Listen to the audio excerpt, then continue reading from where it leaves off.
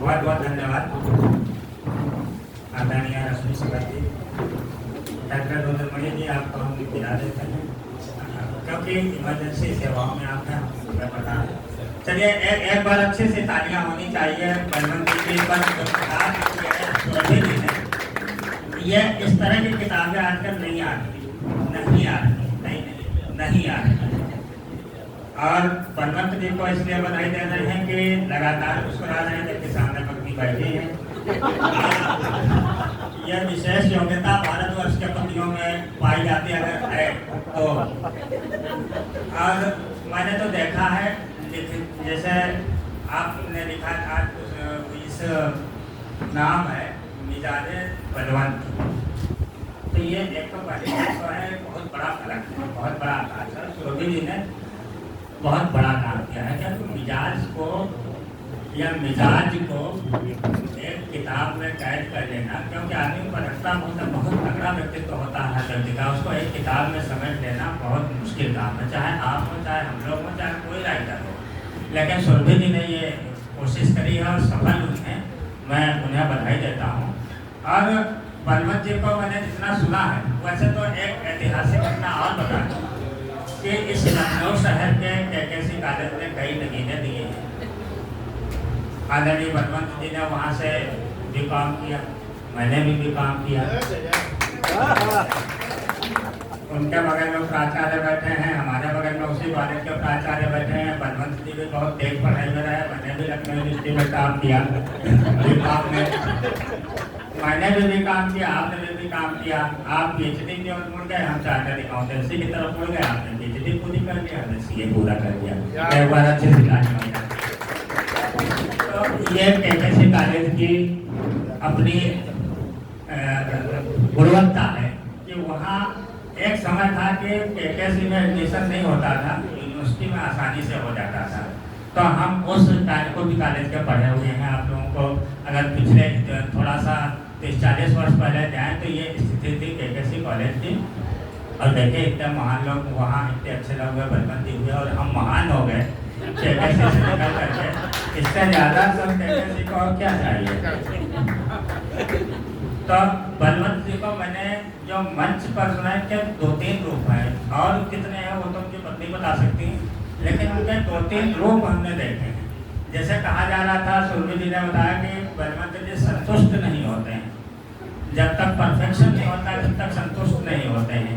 यह बलवंत जी की अपनी खासियत है कि वो संतुष्ट नहीं होते लेखन से संतुष्ट होना भी नहीं चाहिए, क्योंकि हर लेखन के बाद एक अगला अच्छा लेखन तैयार रहता है, एक प्रकृति देती है, दिमाग देता है, स्वयं को वो देती है।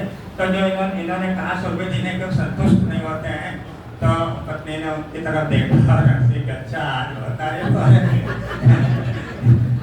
तो आदमी का जो मिजाज होता है ना, वो बहुत वैरायटी उसमें होती है।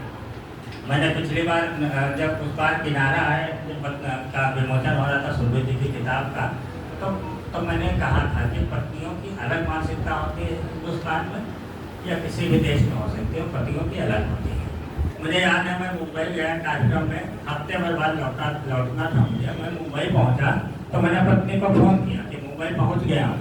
तो उन्होंने कहा अच्छा 7 दिन बाद जब लौटना तो 2 किलो आलू लेते आना। आप बताओ, पत्नी के प्राथमिकता में आलू है, हमारे प्राथमिकता मुंबई पहुंचे वहाँ कार्यक्रम करना है।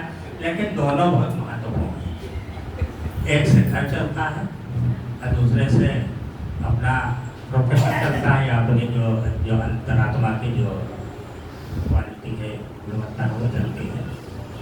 मैंने बलवंत जी को मंचों पर खूब पढ़ा सुना है, और सामने बैठ करके भी सुना है, साथ में कई कार्यक्रमों सुना है। तो इनकी जो मोहब्बत की गज़लें होती हैं, मोहब्बत के जो अशार होते हैं, वो बहुत प्रैक्टिकल होते हैं।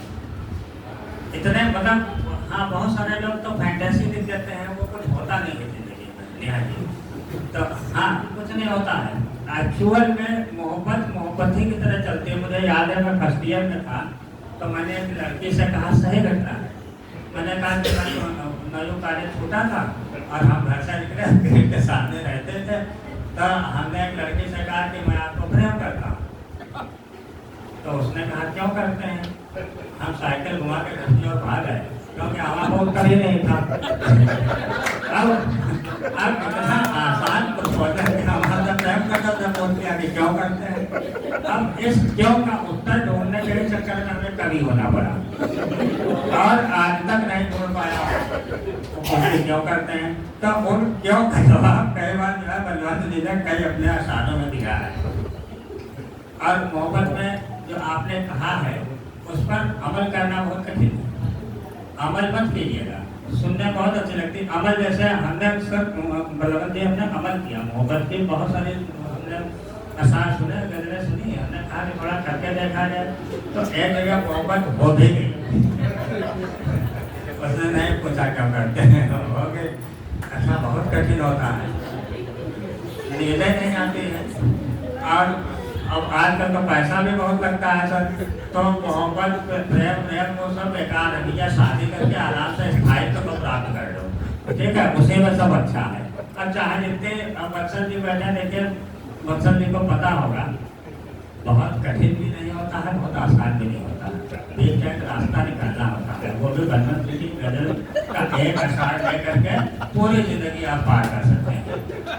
हमने तो इनके गजलों पर अमल किया है, तभी देखिए मोहब्बत में हम अधमरे हो गए हैं, मोहब्बत में हम अधमरे हो गए हैं, चिकित्सा की हद से परे हो गए हैं।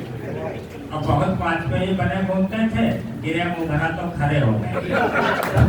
तो मोहब्बत आपको जो है दीदी, मोहब्बत आपको पका देती है, तो खड़ा बना देती है, 24 कैरेट का सोना बना देती है। और उसी मोहब्बत का सबसे अच्छा जो है, अगर मैं पूरी ईमानदारी से कहूँ तो आदरणीय बलवंत सिंह जी जो है मोहब्बत पर आजकल न कि मोहब्बत पर बल्कि इनकी मोहब्बत में आध्यात्म पर जो समाप्ति होती है वहाँ जाकर के ये उससे को असर खत्म करते हैं, कहने को खत्म करते हैं। ऐसा नहीं लिखा जाता। अगर पूरे भारतवर्ष में देखा जाए तो 12-15 लोग शायद निकले या और कम निकले, क्योंकि आपके जो कहने का अंदाज है, पढ़ने का अंदाज तो आपको पढ़ते जाते हैं और लोग उसमें डूब करके सुनते हैं। अच्छा ये कहेंगे आगे देखो, आगे उसी चीज़ का जो है एक्सटेंशन पार्ट 2 आ जाता है, फिर उसका पार्ट 3 आ जाता है। तो लगातार एक सीरीज सी मोहब्बत की चलती रहती है। लेकिन वो मोहब्बत के जो आपके शेर हैं वो मोहब्बत को पूरी तरह से परिभाषित करने में सफल रहे हैं। उन्हीं का आकलन सुरभि जी ने किया है आपकी किताब में, मैं आपको बधाई देता हूँ। और आज यहाँ पर जितने लोग भी आए हैं वो सब यूं ही नहीं आए, ये सारे लोग मन से सोच करके समझ करके, क्योंकि आपसे प्रभावित हैं, आपके लेखन से प्रभावित है, इसलिए आए हैं। वरना जो है आजकल आदमी कहाँ निकलता है, आप जैसे लोग अब मिलते नहीं हैं, इस महक के फूल अब खिलते नहीं हैं, आप चलकर आ गए हैं, शुक्रिया। लोग तो भूकंप में हिलते नहीं। तो आज के ज़माने में बलवंत सिंह जी के जो प्रशंसक हैं, मैं खुद एक बड़ा प्रशंसक हूँ आपको, आपकी गजलों का।